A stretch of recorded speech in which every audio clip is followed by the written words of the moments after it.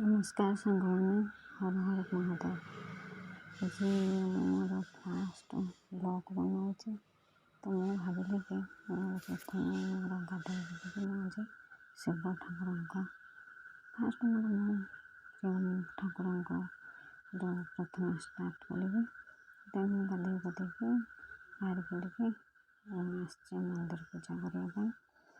यहाँ हूँ मोर दीदी मंदिर ନିଜସ୍ୱ ଘର ମନ୍ଦିର। ସେଠି ମୁଁ ସେଠି ଆସିଛି ପୂଜା କରିବା ପାଇଁ। ହେଉଛନ୍ତି ମୋର ମହାଦେବ ଠାକୁର, ତାଙ୍କର ଆଉ ସବୁ ଅନ୍ୟାନ୍ୟ ଠାକୁର ବି ଅଛନ୍ତି। ରାଧାକୃଷ୍ଣ ଠାକୁର ଅଛନ୍ତି, ଦୁର୍ଗା ମା ଅଛନ୍ତି, ଆଉ ମହାଦେବଙ୍କର ତ କାର୍ତ୍ତିକ ଠାକୁର, ଗଣେଶ ଠାକୁର, ପାର୍ବତୀ ମା, ବୃଷଭ ଠାକୁର ଏସବୁ ଅଛନ୍ତି। ଏଠି ନନା ମୋର ପୂଜା କରୁଛନ୍ତି। ଏ ନନା ମୋର ସବୁଦିନ ନନା ନୁହନ୍ତି, ତାଙ୍କର ଅଲଗା ନନା ଅଛନ୍ତି। ନନା ଯେହେତୁ ଏଇଖିଣା ରାମ ନବମୀ ଚାଲିଛି ତ ସେ ନନା ଅଲଗା ଠାକୁର ପୂଜା କରତେ ଯାଇଛନ୍ତି। ଭିଡ଼ ବହୁତ ଅଛି, ସେଥିପାଇଁ ନନାଙ୍କୁ ପଠାଇଛନ୍ତି ପୂଜା କରିବା ପାଇଁ। ଭଲ ପୂଜା କରୁଛନ୍ତି।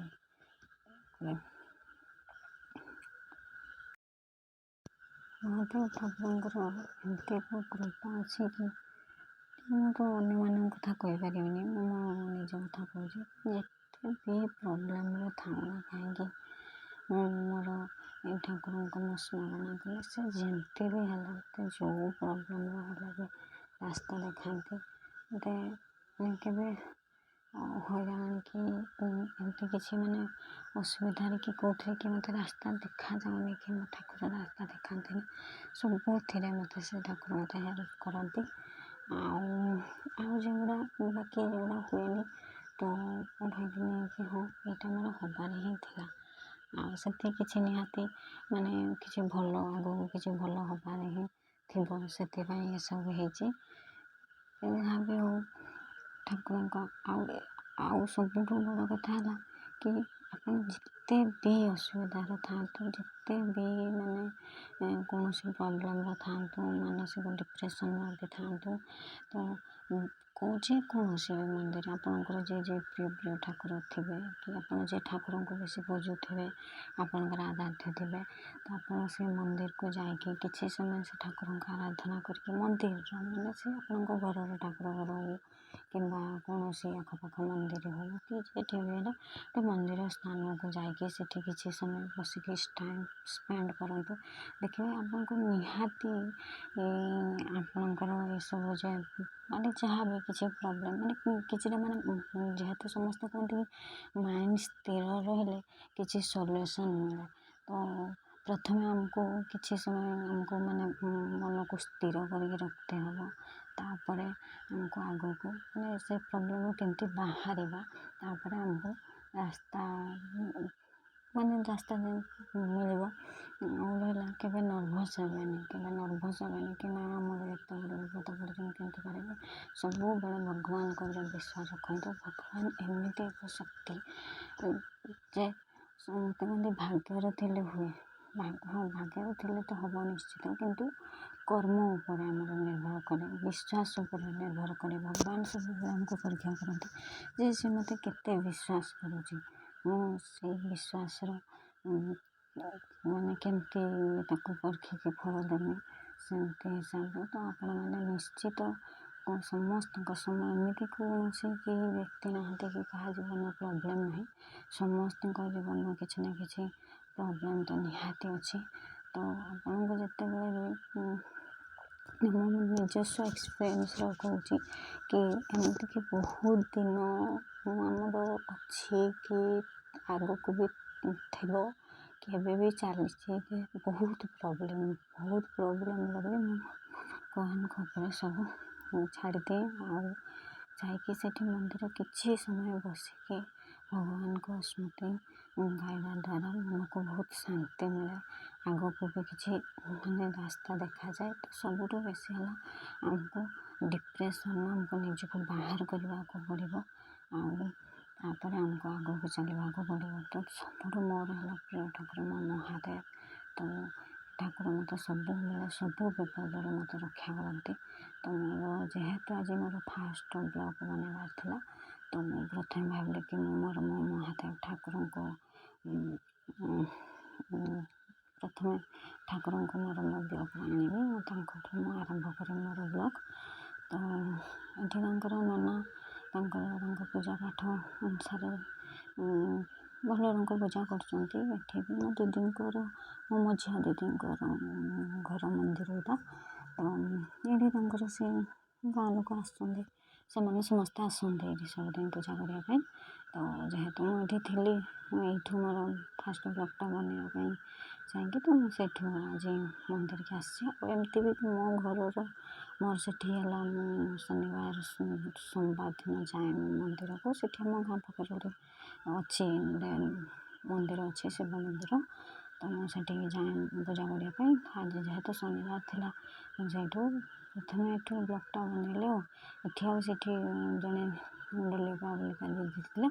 ତ ଏଠୁ ମୋ ପୂଜା ବେଲପତ୍ର ଫୁଲ ଦେବା ପାଇଁ ଠାକୁରଙ୍କୁ, ମୁଁ ସେଥିପାଇଁ ତାଙ୍କୁ ଟିକେ ମୋ ମୋବାଇଲଟା ଦେଲି, ସେ ରେକର୍ଡ଼ିଂ କରୁଛନ୍ତି।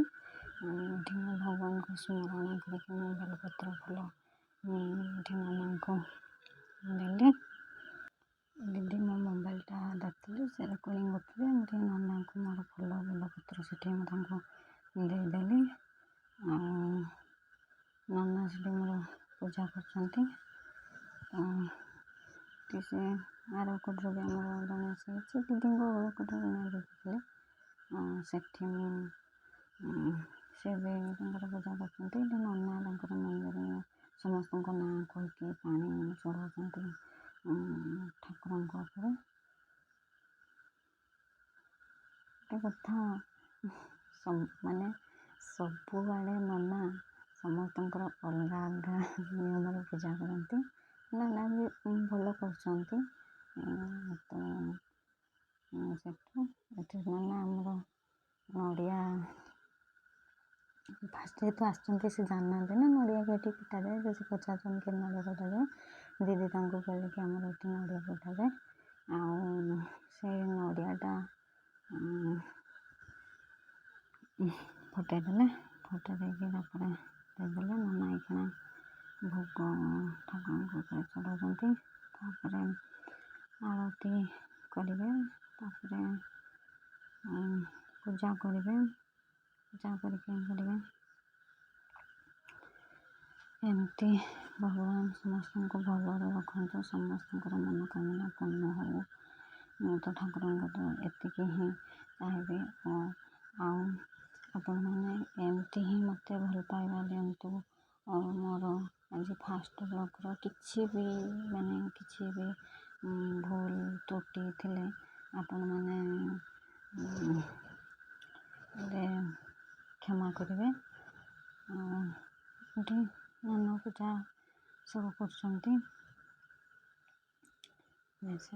ଠାକୁରଙ୍କ ତ ଆଳତି କରିବେ। ଏବେ ଆଳତି କରିସାରିଲେ ଆଳତି କରୁଛନ୍ତି, ଫୁଲ ଇଏ କଲେ ତାପରେ ଆଳତି କରିବେ।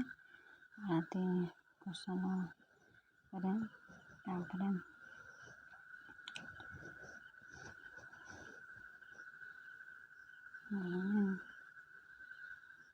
ଭଗବାନଙ୍କର ଏମିତି ଏକ ଶକ୍ତି ଥାଏ ଯାହାକି ଆମକୁ ପୁରା ଆକର୍ଷିତ କରିକି ରଖେ। ଆମ ଏମିତି ନର୍ମାଲି ଆପଣ ଘରେ ଥିବେ, ମୁଁ ତ ଠାକୁରଙ୍କୁ ସ୍ମରଣ କରୁଛି କି ଠାକୁରଙ୍କୁ ଭଲ ପାଉଛି କି ସବୁ କରୁଛି। ଆପଣଙ୍କୁ ଯେତିକି ଫିଲିଙ୍ଗସ୍ ଆସୁଥିବ ତାଠୁ ଅଧିକ ଆପଣ ଯେତେବେଳେ ମନ୍ଦିରକୁ ଯିବେ, ପୁରା ଆପଣଙ୍କର ସବୁ ପ୍ରକାରର ଟେନସନ୍ ସବୁ ଯେମିତିକି ଆପଣ ମନ୍ଦିରରେ ଥାଇକି ଭାବିବେ ଯେ ମୋର କିଛି ଆଉ ମୋର ଟେନସନ୍ ନାହିଁ, ମୋର ଯେମିତି କିଛି ଟେନସନ୍ ନାହିଁ। ପୁରା ମନ ହାଲକା ହିଁ ଲାଗିବ ଆପଣମାନଙ୍କୁ। ଏଠି ନନା ଆମର ଆଳତି କଲେ, ଆଳତି କରିସାରିଲା ପରେ ରେକର୍ଡ଼ିଂ କରିଥିଲେ। ତାପରେ ପୂଜା ସରିଗଲା। ଏବେ ମୁଁ ରହୁଛି। ନମସ୍କାର। ହର ହର ମହାଦେବ।